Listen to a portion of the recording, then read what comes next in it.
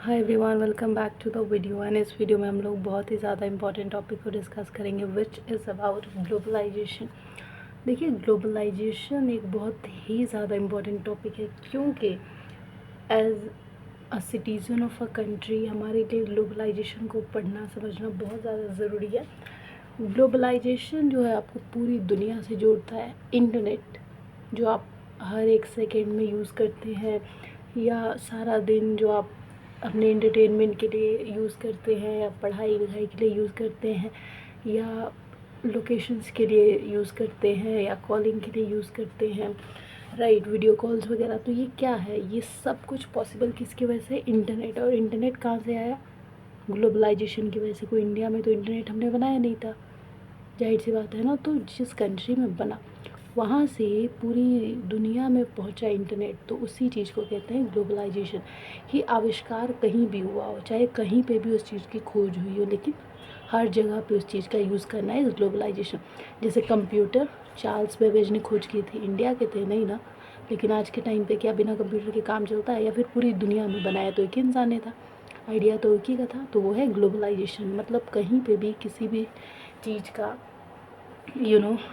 आविष्कार हो रहा है, इन्वेंशन हो रहा है, लेकिन उसका यूज़ पूरी दुनिया कर रही है, तो उसको हम कहते हैं ग्लोबलाइजेशन, राइट। इसके अलावा अगर ग्लोबलाइजेशन को और डीपर मतलब हम समझने की कोशिश करें तो इंटरकनेक्शन मतलब एक कंट्री नहीं, एक पर्टिकुलर रीज़न नहीं, एक कंट्री से दूसरी कंट्री, दूसरी कंट्री से तीसरी, ऐसे ही करते करते इंटरकनेक्शन पूरी दुनिया में हर कंट्री का कनेक्शन बनाने का काम करता है ग्लोबलाइजेशन। तो जब ग्लोबलाइजेशन की बात करते हैं ना, तो सबसे बेस्ट और सबसे पहला एग्जांपल आता है ट्रेड।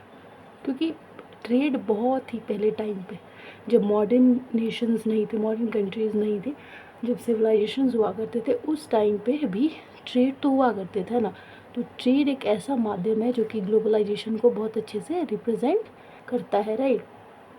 तो इंटर कनेक्शन किस चीज़ का? पॉपुलेशन।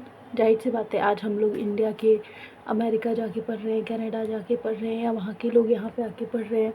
तो ये क्या है? It's all because of globalisation. क्योंकि हमें पता कैसे चला कि भाई वहाँ पे अच्छी एजुकेशन है या यहाँ पे अच्छी एजुकेशन है, यहाँ के लोग वहाँ जाते हैं, वहाँ के लोग यहाँ आते हैं। So it's all possible because of globalisation. तो इंटर कनेक्शन होता है किसके बीच में? लोगों के बीच में, कल्चर के बीच में, इकोनॉमी के बीच में। गुड एंड, समझ रहे हैं, गुड एंड सर्विसेज जो होता है, सामान हम ट्रेड करते हैं ना। अब क्रॉस बॉर्डर ट्रेड, अब इंडिया के अंदर तो जो ट्रेड कर रहे हैं वो डोमेस्टिक है, तो वहाँ पे ग्लोबलाइजेशन कोई रोल नहीं प्ले कर रहा है क्योंकि वो तो इंडिया के अंदर हो रहा है। लेकिन वही ट्रेड जब इंडिया के बाहर कर रहे हैं तो उसको हम कहेंगे ग्लोबलाइजेशन। क्यों? क्योंकि एक जगह से दूसरी, एक बॉर्डर के, एक कंट्री के बॉर्डर के दूसरी कंट्री के बॉर्डर के आर पार सामान जा रहा है। So that is because of globalisation. तो आप आई होप समझ रहे होंगे कि ग्लोबलाइजेशन वो चीज़ होती है जिसका पूरी दुनिया पे इम्पैक्ट पड़ता है। क्या हम कोरोना को ग्लोबलाइजेशन कह सकते हैं? बिल्कुल कह सकते हैं, क्योंकि चाइना में वो प्रोड्यूस हुआ और पूरी दुनिया ने उसका हर्जाना भुगता। तो क्यों था? ग्लोबलाइजेशन की वजह तो हुआ ना। तो ग्लोबलाइजेशन जो है कुछ बहुत ही इम्पोर्टेंट फैक्टर्स पे डिपेंड करता है, जैसे कि इंफ्रास्ट्रक्चर, राइट, आईटी सेक्टर्स। 1991 में एक इकोनॉमिक रिफॉर्म लाया गया था इंडिया के अंदर। उस टाइम पे जो डॉक्टर मनमोहन सिंह थे, उन्होंने एज अ हीरो का काम किया था, क्योंकि उस टाइम पे इंडिया की इकॉनमी बहुत बुरी तरीके से फॉल डाउन हो गई थी। तो उन्होंने उस टाइम पे एक system LPG, liberalisation, privatisation and globalisation का सिस्टम अपनाया था, जिसके थ्रू जो फॉरेन कंट्रीज़ की कंपनियां थी वो इंडिया में आती थी, इन्वेस्ट करती थी, जिससे एम्प्लॉयमेंट जनरेट हुआ। हमने ट्रेडिंग शुरू किया दूसरी कंट्रीज़ के साथ एंड लिबरलाइजेशन हुआ, फ्रीडम हुआ, बैंक्स को नेशनलाइज किया गया और बहुत सारी जो पब्लिक चीज़ें थी उसको प्राइवेटाइज़ किया गया, तो इनकम ज़्यादा जनरेट हो सके, है ना, और एम्प्लॉयमेंट ज़्यादा से ज़्यादा मिल सके। और ग्लोबलाइजेशन से क्या फ़ायदा हुआ कि डिफरेंट डिफरेंट जगह पे हम अपने, अब इंडिया जो है as a cheapest raw material के लिए जाना जाता है, तो मुझसे अपने रॉ मटेरियल्स वगैरह का व्यापार करना हमारे लिए ईजी हो गया था। तो 1991 में ये बहुत बड़ा इकोनॉमिक रिफॉर्म था इंडिया के अंदर, जिसको उस टाइम पे कौन थे हमारे मिनिस्टर जो फाइनेंशियल संभाल रहे थे? डॉक्टर मनमोहन सिंह, जो प्राइम मिनिस्टर भी बने थे और उन्होंने एज अ प्राइम मिनिस्टर भी इंडिया के लिए बहुत काम किया था।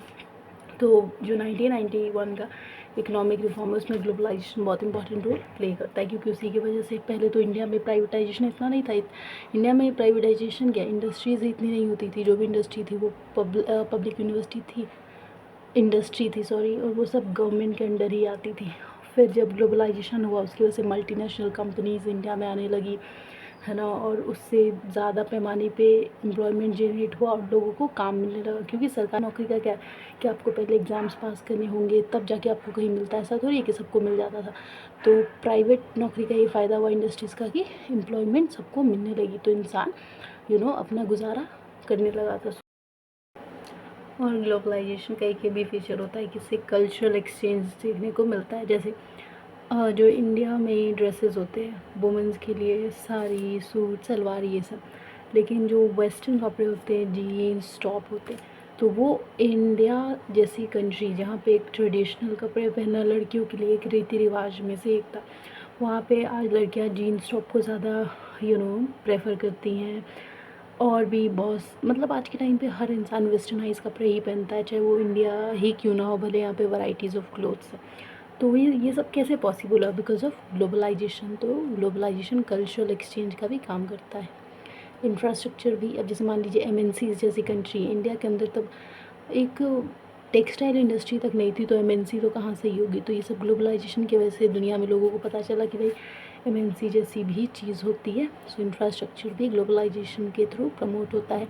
आईटी सेक्टर जिसका नामो निशान किसी को नहीं पता था, पर आज के टाइम पे one of the highest employing sector में से एक होता है। तो ये सब ग्लोबलाइजेशन के थ्रू हमें पता चला कि यस आईटी सेक्टर जैसा भी कोई जॉब होता है जिससे नौकरी मिल सकती है, अच्छा खासा इनकम हो सकता है।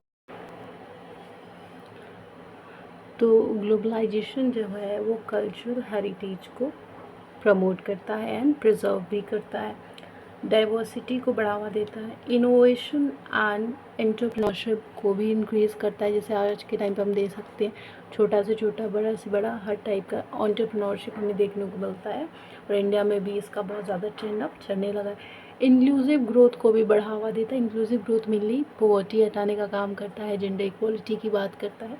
तो ये सब कहाँ से आया? पहले तो इंडिया में जैसे लड़कियों को पढ़ने नहीं देते थे, सिर्फ घर का काम सिखाते थे, लेकिन ये सब हमें कहाँ से सीखने को मिला? फॉरेन कंट्री से। वहाँ से अडॉप्ट हुआ। जब यहाँ के लोग वहाँ पढ़ने गए, देखा कि ऐसे हालात है, जैसे बाहर की कंट्री में वुमेंस भी बहुत इंजीनियर्स होती हैं, तो वहाँ से आइडिया लिया कि ये हमारी कंट्री में भी वुमेंस इंजीनियर हो सकते हैं। So it's all possible because of globalisation.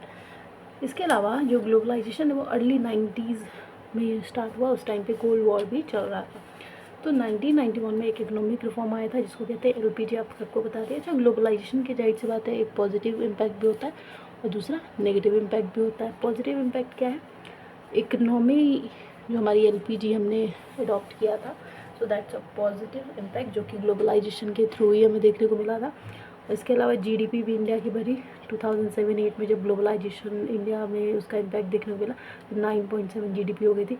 Technology बहुत सारी इंडिया को मिली, so it's all because of globalisation. अच्छा, जहाँ पे जैसे फॉरेन कंट्रीज जहाँ पे ऐसे लोग हैं जो आईटी सेक्टर्स में जिनका दिमाग चलता है, इंजीनियरिंग में दिमाग चलता है, टेक्नोलॉजी बनाने में दिमाग चलता है, इंटरनेट बनाने में दिमाग चलता है, कंप्यूटर, लैपटॉप, स्मार्टफोन बनाने में दिमाग चलता है, तो वो टेक्नोलॉजी जैसी चीज़ें जो बना रहे हैं, तो वो क्या है, उनके पास इतना दिमाग है, उनके पास ब्रेन गेन है। तो वो जब इंडिया में आते हैं, जब ज़्यादा रिसोर्सेज अवेलेबल नहीं होता, तो इंडिया का ब्रेन ड्रेन करके चल जाते हैं। फ़ायदा ही नहीं होता हमें इकोनॉमिकली, क्योंकि इतने रिसोर्सेज ही नहीं। और काफ़ी कल्चर भी इंडिया ने अडॉप्ट किया बाहर के देशों का, जैसे मैकडॉनल्ड्स, स्टारबक्स, ये सब, फ्रेंच फ्राइज़। आज के टाइम पे लोग जब समोसा का नाम लो मुँह बनाते, वो लो स्टैंडर्ड गाँव के गवार खाते। French fries, I have a sandwich, I have a burger. So ये सब इंडिया का तो था ही नहीं कभी। तो ग्लोबलाइजेशन की वजह से एक कल्चर एक्सचेंज भी देखने को मिला। वुमेंस के लिए बहुत फ़ायदा हुआ, क्योंकि जेंडर इक्वालिटी की हम बात करने लगे, पॉलिटिक्स में घुसने लगी, एजुकेशन वगैरह लेने लगी। तो it's all because of globalisation. और कॉर्पोरेट सेक्टर यानी कि प्राइवेट ग्लोबलाइजेशन का एक बहुत बड़ा कंट्रीब्यूशन है इंडिया के अंदर। Corporate sector, private sector, India या और कहीं भी, मेनली हम इंडिया के पर्सपेक्टिव से बात करें क्योंकि हम इंडियन से एग्जाम में हमें as a perspective of Indian से ही आएगा। इसलिए ठीक है। तो कॉर्पोरेट सेक्टर को ही प्राइवेट सेक्टर कहते हैं। तो आज के टाइम पे बहुत सारी चीज़ें प्राइवेटाइज भी है। और नेगेटिव इम्पैक्ट क्या है?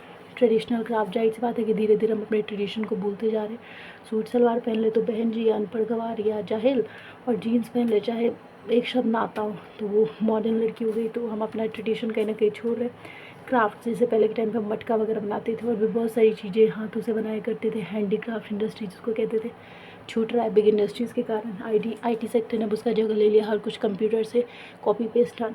तो इंडिया का क्राफ्ट भी ख़त्म हो रहा है। कल्चरल डोमिनेशन, आज के टाइम पे बहुत सारा कल्चरल डोमिनेशन जो इंडिया का हुआ करता था वो ख़त्म हो रहा है। जैसे लोग कहते हैं आई एम एन एथिस्ट, मैं भगवान में भरोसा नहीं करता, मैं ये नहीं करता, मैं वो नहीं करता, या नहीं I have my own choice to wear things. और मुझे लगता है कि आजकल ये कपड़े कोई नहीं पहनता, हमें ये पहनेंगे तो हम ज़्यादा क्लासी लगेंगे, प्रेजेंटेबल लगेंगे।